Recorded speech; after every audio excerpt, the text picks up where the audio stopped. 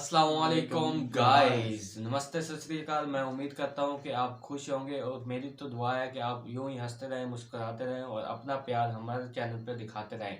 तो आज की जो वीडियो है वो है 15 मोस्ट पावरफुल हिंदू मत है, जिनमें से आपने सेलेक्ट करना है, कमेंट में बताना है हमें कि वो कौन सा अच्छा देवता है। वीडियो को करते हैं स्टार्ट, लास्ट पे देंगे रिव्यू। इससे पहले आपने चैनल को सब्सक्राइब नहीं किया, चैनल को सब्सक्राइब करें, लाइक करें, शेयर करें, कमेंट करें। Let's go start.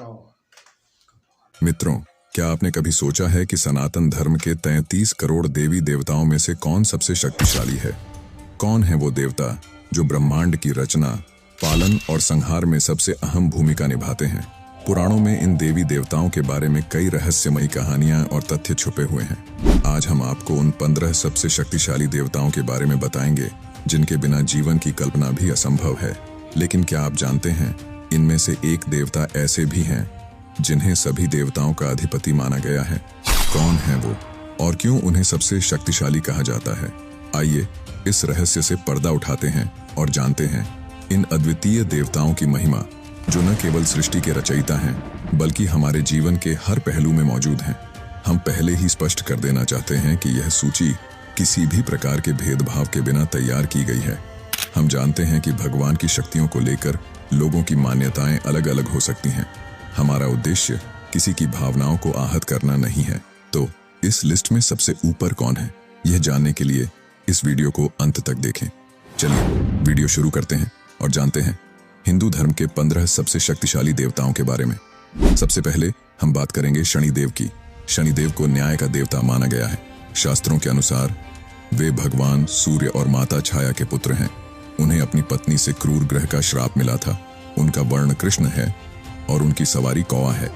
पौराणिक मान्यताओं के अनुसार शनिदेव भगवान श्री कृष्ण के अनन्य भक्त थे और बचपन से ही उनकी आराधना में लीन रहते थे। शनिदेव को कर्मों का फल प्रदान करने की जिम्मेदारी सौंपी गई है, इसलिए उन्हें दंडाधिकारी भी कहा जाता है। शनिदेव को प्रसन्न करने के लिए अच्छे कर्म करना और दया भाव रखना जरूरी है। उनकी पूजा करने से हर कार्य में सफलता मिलती है। नंबर 14 पर आते हैं वायुदेव। वायुदेव का सभी देवताओं में एक विशिष्ट स्थान है। उन्हें हवा का देवता कहा जाता है। संसार में यदि मनुष्य जीवित है और सांस ले रहा है तो इसका श्रेय वायुदेव को जाता है। हवा के बिना जीवन संभव नहीं है और इसी कारण वायुदेव का महत्व और भी बढ़ जाता है। उन्हें विनाश का देवता भी माना जा सकता है, क्योंकि यदि वायुदेव चाहें तो एक पल में सृष्टि का विनाश हो सकता है। वायु के बिना किसी भी प्राणी का जीवन संभव नहीं। वेदों में वायुदेव का कई बार उल्लेख मिलता है। उन्हें भीम का पिता और हनुमान का आध्यात्मिक पिता भी माना जाता है। वायुदेव को पवन देव के नाम से भी जाना जाता है। नंबर 13 पर हैं अग्निदेव। हिंदू धर्म और ग्रंथों में अग्निदेव को विशेष स्थान दिया गया है। उन्हें उच्च कोटि का देवता माना गया है। मनुष्य का हर कार्य अग्नि पर निर्भर करता है। चाहे कोई शुभ कार्य हो या घर में हवन कराना हो, अग्नि अनिवार्य है। अग्निदेव मनुष्य के जन्म से लेकर मरण तक साथ रहते हैं। उनके बिना जीवन की कल्पना करना कठिन है। हिंदू मान्यता के अनुसार अग्नि के बिना चिता में जलने पर मुक्ति प्राप्त नहीं होती। शुभ कार्यों में भी अग्निदेव की पूजा की जाती है। नंबर 12 पर हैं सूर्यदेव। वेदों में सूर्यदेव को समस्त चराचर जगत की आत्मा कहा गया है। पृथ्वी पर जीवन सूर्य के कारण ही संभव है। यह सत्य आज सर्वमान्य है। ऋग्वेद में सूर्यदेव का विशेष महत्व है। यजुर्वेद में उन्हें चक्षु सूर्य जायत कहकर भगवान का नेत्र बताया गया है। छंदों के उपनिषद में सूर्य को प्रणव कहा गया है और उनकी साधना से संतान प्राप्ति का लाभ बताया गया है। प्रसिद्ध छठ पर्व में भी सूर्यदेव की पूजा की जाती है। गायत्री मंत्र सूर्यदेव को समर्पित है। सूर्य उपनिषद में सूर्य को समस्त सृष्टि की उत्पत्ति का कारण और संपूर्ण जगत की आत्मा निरूपित किया गया है। नंबर 11 पर आते हैं भगवान इंद्र। वेदों में इंद्रदेव को देवताओं का राजा माना गया है। वे बिजली, तूफान, बारिश और नदी के प्रवाह के देवता हैं। साथ ही स्वर्ग के शासक भी हैं।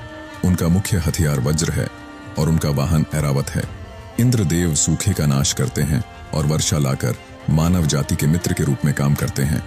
नंबर 10 पर भगवान हनुमान। हिंदू पौराणिक ग्रंथों में भगवान हनुमान को भगवान शिव के अवतार के रूप में भी माना गया है। वे अंजना और केसरी के पुत्र हैं और उन्हें पवन पुत्र के नाम से भी जाना जाता है। महाबली और अद्वितीय साहस के प्रतीक राम भक्त हनुमान ने एक ही छलांग में पूरे समुद्र को पार कर लिया। संकट मोचक के नाम से प्रसिद्ध हनुमान जी हिंदू धर्म में अमर माने जाते हैं। उनकी निष्ठा और भक्ति से प्रसन्न होकर प्रभु श्री राम ने उन्हें कई वरदान दिए।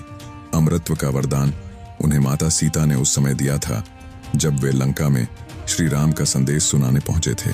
माता सीता ने हनुमान जी के हृदय में राम के प्रति असीम भक्ति को देखकर उन्हें चिरंजीवी रहने का वरदान दिया। नंबर 9 पर हैं वरुण देव। वरुण देव हिंदू धर्म के प्रमुख देवताओं में से एक हैं। वाल्मीकि रामायण के उत्तरकांड के अनुसार महर्षि वाल्मीकि ने वरुण देव को आर्षि कश्यप और उनकी पत्नी अदिति के 11वें पुत्र के रूप में सम्मानित किया है। श्रीमद् भागवत पुराण के अनुसार उनकी पत्नी का नाम चरस है और उनका वाहन मगरमच्छ है। वरुण देव जल लोक के अधिपति हैं। प्राचीन वैदिक धर्म में वरुण देव का स्थान अत्यंत महत्वपूर्ण था। हालांकि वेदों में उनका स्वरूप इतना अमूर्त है कि उनका प्राकृतिक चित्रण करना कठिन है। अग्नि और इंद्र की तुलना में वरुण को संबोधित श्लोक कम है, लेकिन उनकी भूमिका अत्यंत अहम है। जहां इंद्र को एक महान योद्धा माना जाता है, वहीं वरुण नैतिक शक्ति के प्रतीक हैं। वरुण देव के बिना जल का अस्तित्व असंभव है और जल के बिना जीवन की कल्पना भी नहीं की जा सकती। नंबर 8 पर हैं शेषनाग। शेषनाग भारतीय पौराणिक कथाओं के अनुसार प्रमुख नाग देवता हैं। उन्हें नागराज, अधिशेष और अनंत के नाम से भी जाना जाता है। शेषनाग आर्षि कश्यप और कद्रु के सबसे बड़े पुत्र थे। उन्हें ब्रह्मांड का पहला और सबसे शक्तिशाली नाग माना जाता है। शेषनाग भगवान विष्णु के परम भक्त हैं और उनकी शैया के रूप में भी सेवक की भूमिका निभाते हैं। शेषनाग के 1000 मस्तक हैं और उनकी विशालता का कोई अंत नहीं है। विष्णु के विभिन्न अवतारों में भी उन्होंने सहायता की है। कृष्ण अवतार में उन्होंने बलराम का रूप लिया और लक्ष्मण जी को भी शेषनाग का अवतार कहा जाता है। पौराणिक कथाओं के अनुसार शेषनाग की शैया पर भगवान विष्णु विश्राम करते हैं और उनके मस्तक पर पूरी पृथ्वी टिकी रहती है।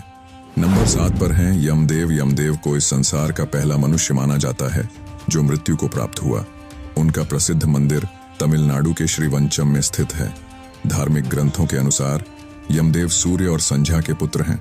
वे शनिदेव के सौतेले भाई भी माने जाते हैं। यमदेव का उल्लेख हिंदू धर्म के साथ साथ पारसी और जावा के धार्मिक ग्रंथों में भी मिलता है। नंबर 6 पर हैं भगवान श्री कृष्ण। द्वापर युग में भगवान ने श्री कृष्ण के रूप में अवतार लिया। उन्हें भगवान नारायण का पूर्ण अवतार और परब्रह्म माना जाता है। श्री कृष्ण को माखन चोर, महान प्रेमी और कुशल नायक के रूप में जाना जाता है। 16 वर्ष की उम्र में ही उन्होंने कंस और बकासुर जैसे कई राक्षसों का वध किया था। धर्म की स्थापना के लिए उन्होंने महाभारत में एक आदर्श नायक की भूमिका निभाई और धर्म की विजय सुनिश्चित की। श्री कृष्ण ने श्रीमद् भगवद गीता का उपदेश देकर मानवता को मार्गदर्शन दिया। भगवान नारायण ने मानवता की रक्षा के लिए श्री राम और श्री कृष्ण के अलावा भी कई अवतार लिए, जैसे मत्स्य अवतार, वराह अवतार, वामन अवतार और परशुराम अवतार। उनकी अनगिनत शक्तियों के कारण उन्हें अनंत भी कहा जाता है।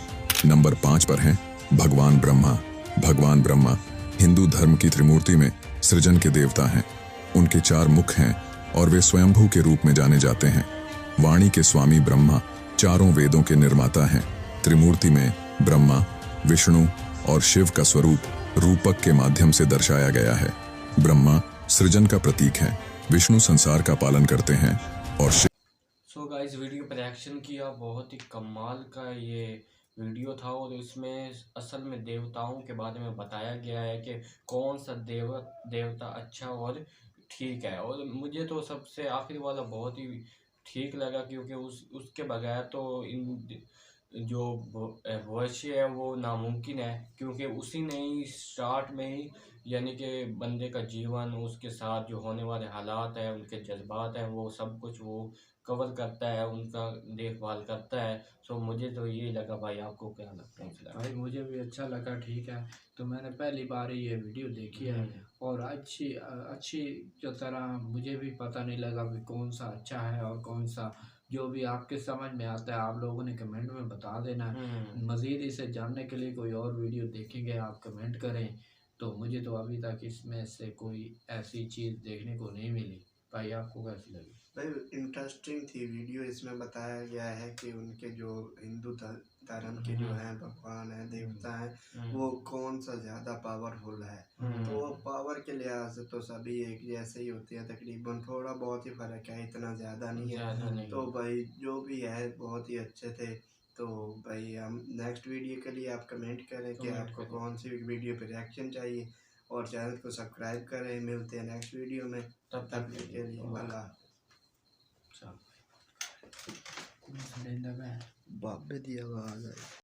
सो गाइस वीडियो पर रिएक्शन किया, बहुत ही कमाल का ये वीडियो था और इसमें असल में देवताओं के बारे में बताया गया है कि कौन सा देवता अच्छा और ठीक है। और मुझे तो सबसे आखिर वाला बहुत ही ठीक लगा, क्योंकि उसके बगैर तो इन जो भविष्य है वो नामुमकिन है, क्योंकि उसी ने ही स्टार्ट में ही यानी कि बंदे का जीवन, उसके साथ जो होने वाले हालात हैं, उनके जज्बात हैं, वो सब कुछ वो कवर करता है, उनका देखभाल करता है। सो मुझे तो यही लगा। भाई आपको क्या लगता है? भाई मुझे भी अच्छा लगा, ठीक है। तो मैंने पहली बार ही ये वीडियो देखी है और अच्छी जो तरह मुझे भी पता नहीं लगा कि कौन सा अच्छा है और कौन सा, जो भी आपके समझ में आता है आप लोगों ने कमेंट में बता देना है। मज़ीद इसे जानने के लिए कोई और वीडियो देखेंगे आप कमेंट करें। तो मुझे तो अभी तक इसमें से कोई ऐसी चीज़ देखने को नहीं मिली। भाई आपको कैसी लगी? भाई इंटरेस्टिंग थी वीडियो। इसमें बताया गया है कि उनके जो हिंदू धर्म के जो हैं भगवान हैं देवता हैं वो कौन सा ज़्यादा पावरफुल है। तो वो पावर के लिहाज से तो सभी एक जैसे ही होते हैं तकरीबन, थोड़ा बहुत ही फ़र्क है, इतना ज़्यादा नहीं है। तो भाई जो भी है बहुत ही अच्छे थे। तो भाई हम नेक्स्ट वीडियो के लिए आप कमेंट करें कि आपको कौन सी वीडियो पे रिएक्शन चाहिए, और चैनल को सब्सक्राइब करें। मिलते हैं नेक्स्ट वीडियो में, तब तक के लिए अल्लाह।